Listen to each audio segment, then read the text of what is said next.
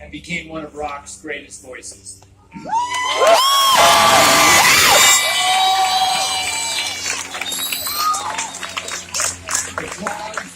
The clouds tonight somehow feel right for an artist who brought us so much dark, beautiful music. This city has lost too many of its musicians too soon, but they have also left us with songs that have affected our lives and helped make Seattle one of the world's great music cities. This museum was inspired by the artistry and creativity of musicians like Jimi Hendrix and Chris Cornell. And our mission is to use the examples of Chris and Jimi to help young people find their passions and their voices and use them as a positive force in their lives. As a nonprofit museum, we rely on the generosity of our community to deliver on our mission. And we're honored to have Vicki Cornell donate this beautiful bronze sculpture to Mopop and to this city as a way to pay tribute to an artist whose life and work has impacted people here and all over the world. I would like to thank Vicki.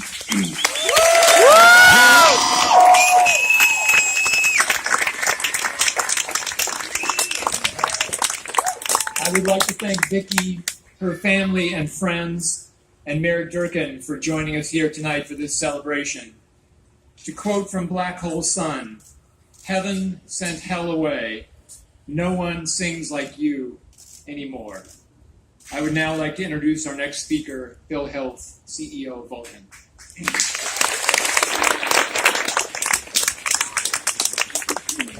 Good evening, everybody. It's an honor to be here. I want to share a little story about how this came to be. When Vicki reached out and said, "Hey, I have an idea of something we can do that's very special here," it took me about as long as it would take all of you to say, "Hell yeah." We are doing this thing no matter what. And I won't forget that moment when Vicki sitting down there and saying, "We're doing it. We got to do. We have to find a way to do it and make it happen." I had some notes to read to you, but I was walking up here, and I'm just going to speak from my heart real quick to you. Chris's music touched me when I was younger and throughout my life, and even to this day. And I think for all of you, you can probably remember where you were at when you first heard Super Unknown or Bad Motorfinger or Higher Ground. When you first heard those songs and how they touched you and what they made you think about. And for me, helped me get through some tough times in my own life. So I'm not going to give you any corporate blabber in a speech here. I'm just going to say this is an honor to be here, and I'm so happy that all Seattle showed up tonight for this amazing, amazing event. So it's with great honor and great privilege to welcome up Vicki to share a few words about what we're doing here. Thank you.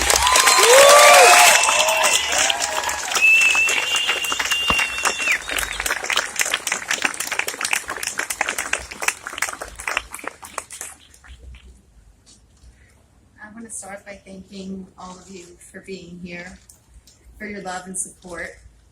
This statue is a commemoration, a focal point to keep Chris's memory alive in us, in Seattle, and in the world. It's a reflection of his light, a light that shone through his music and touched millions, a light that he used to illuminate our lives, a light that will continue to inspire those in the future.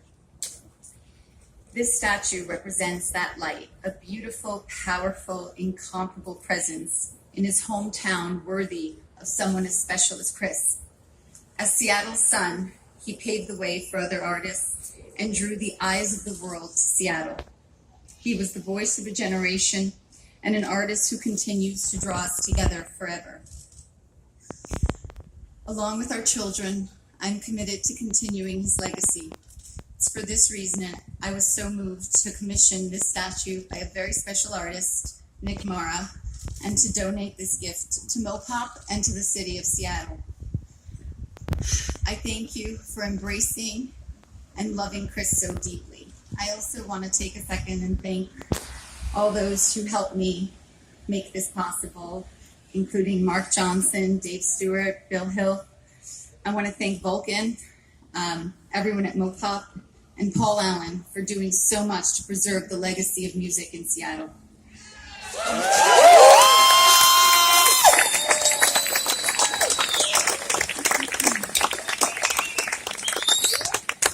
Thank you, Seattle, for the incredible support and loudest love. I'd like to now introduce a dear friend and philanthropic partner, Trevor Nielsen.